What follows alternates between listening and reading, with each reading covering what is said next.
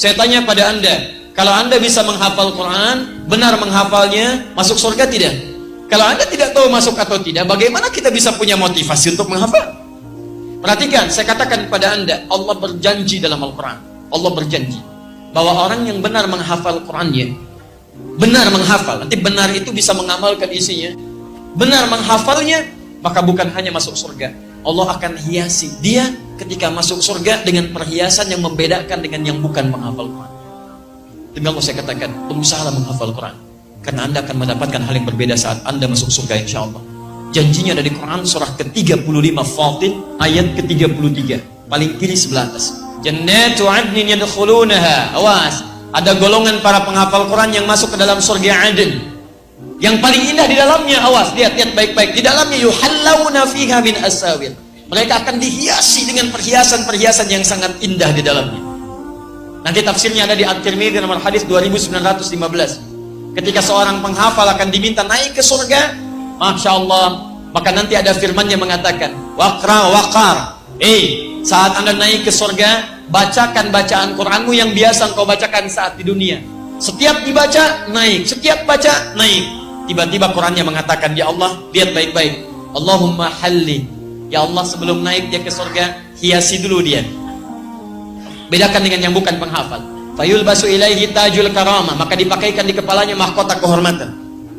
Tayyib, kemudian dipanggil orang tuanya, sepanjang dia beriman pada Allah, beramal saleh, maka dipakaikan mahkota di kepala kedua orang tuanya sepanjang dia beriman dan beramal saleh. Dipakaikan oleh anaknya langsung. Ingat baik-baik ya, saat orang tua yang lain yang Anda anggap kadang amalannya biasa, pekerjaannya semacam Anda terlihat kecil dalam pandangan Anda, ternyata boleh jadi dia sedang menyiapkan ahli surga di kehidupan nanti. Ketika dipakaikan di kepalanya, Qurannya mengatakan lagi, Allahumma zidhu. Ya Allah, tolong tambahkan pada penghafal Quran, bedakan dengan fasilitator. Fayulbasu ilaihi libasal karamah, maka dipakaikan padanya jubah kehormatan, maka naiklah dia ke dalam surga. Perhatikan, ketika dia naik ke dalam surga itu disebutkan jannatu adnin. Ketika dia naik ke surganya, maka diteruskan. Buka Quran surah ke-13 ayat 23 sampai 24. Dari mana Ustadz tahunya bisa membawa kedua orang tuanya? Bukan hanya orang tua, pasangannya dibawa. Jadi kalau suami penghafal Quran, istrinya beramal soleh, istrinya diajak oleh suaminya. Kemudian anak cucunya beramal soleh, diajak juga semuanya. Lihat kalimatnya, Quran surah 13 ayat 23. Kalimatnya sama awalnya. Jannatu adnin yadkhulunaha wa man salaha min abaihim wa azwajihim wa dzurriyyatihim. Ada ayat ini? Masya Allah. Jadi kesimpulannya, penghafal Quran masuk surga tidak?